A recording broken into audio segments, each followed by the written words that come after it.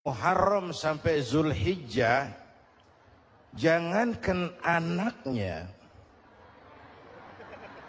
ya udah terusin aja lah kalau udah ngerti. Dari jumlah bulan yang 12 itu Allah jelaskan minha arba'atun hurum.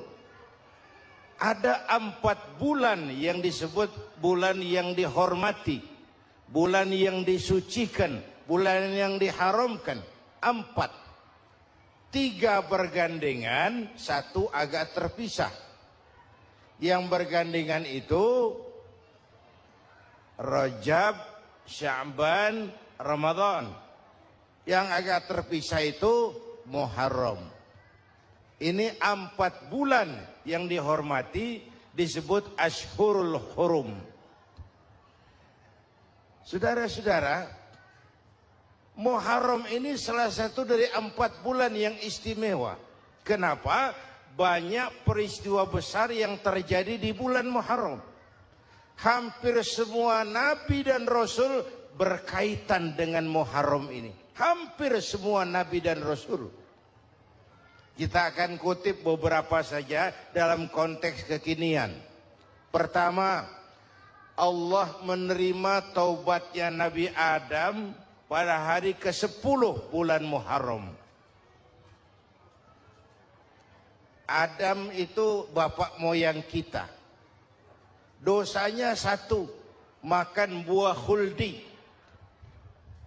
Dikeluarkan dari surga. Kita dosanya banyak, kepengen masuk, nggak nyambung. Hai Adam, dari tidak ada kamu saya adakan. Saya perintahkan tinggal di surga. Merasa sepi sendirian, saya ciptakan Siti Hawa supaya kamu tenang. Kamu boleh nikmati semuanya. Ini boleh, itu boleh, ini boleh, itu boleh. Makan, makanlah yang kau mau. Minum, minumlah yang kau suka. Pakai, pakailah yang kau senang. Satu yang saya minta, jangan dekati pohon khuldi. Itu kau tidak sanggup, keluar. Diusir dari surga. Sujud Nabi Adam. Kata riwayat 40 tahun sujud. Membaca Rabbana zalamna anfusana wa illam taghfir lana wa tarhamna lanakunanna minal. Itu namanya istighfarnya Nabi Adam. Istighfar itu kan mengucapkan astagfirullah, basmalah, membaca bismillah. Jangan kayak teman saya disuruh banyak-banyak baca istighfar, benar-benar dia baca istighfar, istighfar, istighfar. Bukan itu maksudnya. Nah, maka salah satu amalan yang sangat dianjurkan di bulan Muharram ini memperbanyak istighfar. Tidak ada orangnya yang tidak. Ayo jujur, ini yang kumpul di sini semua, ada nggak yang nggak punya dosa? Yang merasa nggak punya dosa, ayo ke depan. Ada? Tidak ada. Setiap kita, entah kecil, entah besar, sengaja, terlupa, pasti mempunyai yang namanya khilaf dan salah. Dan Allah Tuhan kita bukan Tuhan pendendam. Allah Tuhan kita Tuhan yang ramah dan rahmah. Manusia, dosamu banyak, tapi ampunanku lebih banyak. Salahmu besar, rahmatku jauh lebih besar. Kau sujud di hadapanku, aku bangga melihatnya. Kau menangis di hadapanku, aku senyum melihatmu. Kau berjalan menujuku, aku berlari menyambutmu. Karena itu amalan yang sangat dianjurkan di bulan Muharram ini memperbanyak istighfar. Itu kalau istighfarnya Nabi Adam. Ada istighfarnya Nabi Yunus. Ibu kenal Nabi Yunus? Di mana kenalannya? So tahu. Nabi Yunus itu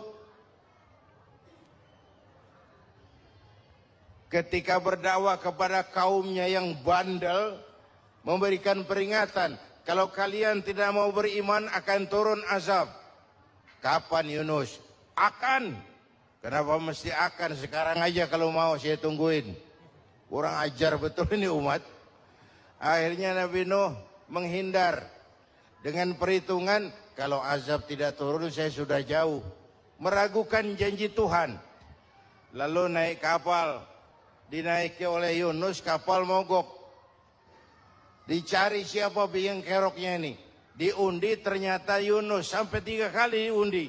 Dibuanglah Yunus ke dasar laut. Ditelan oleh ikan nun atas perintah Allah. Telan itu Yunus. Jangan pakai dikunyah. Rusak urusan. Telan saja. Simpan di perutmu. Dibawa oleh ikan nun ke dasar lautan. Itu yang oleh Quran dikatakan bertemulah 3 macam kegelapan. Zulumatun salas.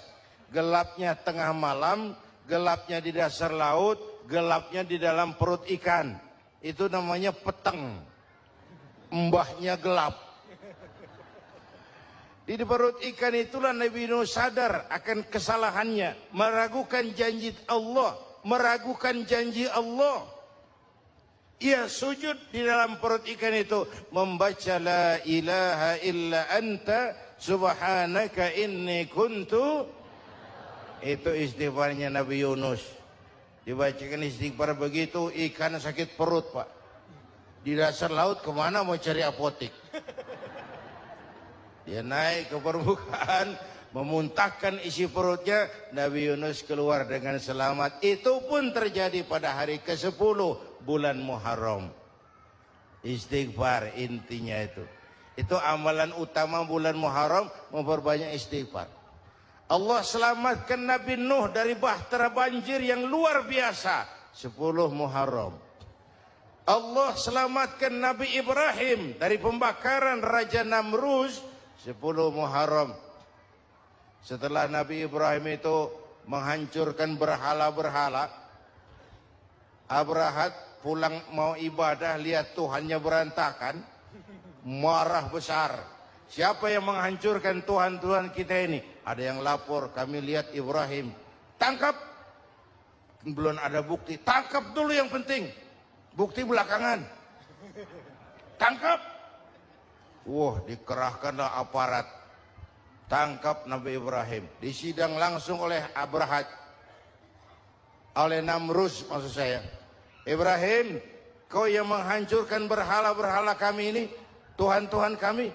Siapa bilang? Ada yang lapor. Ah, saya dengar enggak semua berhala itu hancur. Ada yang paling besar. Angkat tangan, saya lihat ada kampak di tangannya. Barangkali yang besar itu iseng tuh. Yang kecil-kecil dikampakin.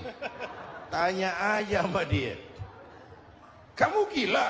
Kenapa? Masa kami disuruh nanya berhala? Nggak bisa jawab. Nggak bisa jawab. Lah kenapa disembah? Lebih gila mana sih? Tahu nggak bisa jawab kenapa disembah?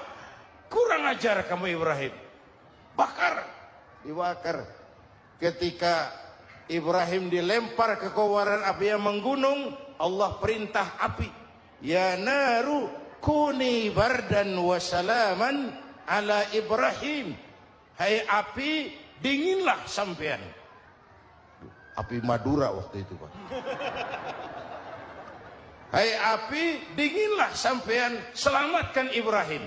Api tunduk kepada perintah Allah. Ibrahim masuk ke kobaran api, selembar rambut pun tidak terbakar. Kenapa? Apinya tunduk kepada perintah Allah. Kenapa? Karena Ibrahim orang yang takut kepada Allah. Api tunduk kepada perintah Allah. Kalau kita baca ayat itu, masuk ke api, mateng. Sudah hadirin yang saya muliakan, oleh karena itu selamatnya Ibrahim dari pembakaran Raja Namruz itu pun pada 10 Muharram. Yaumu Asyura, hari ke-10 dari bulan Muharram. Baik. Itu Ibrahim.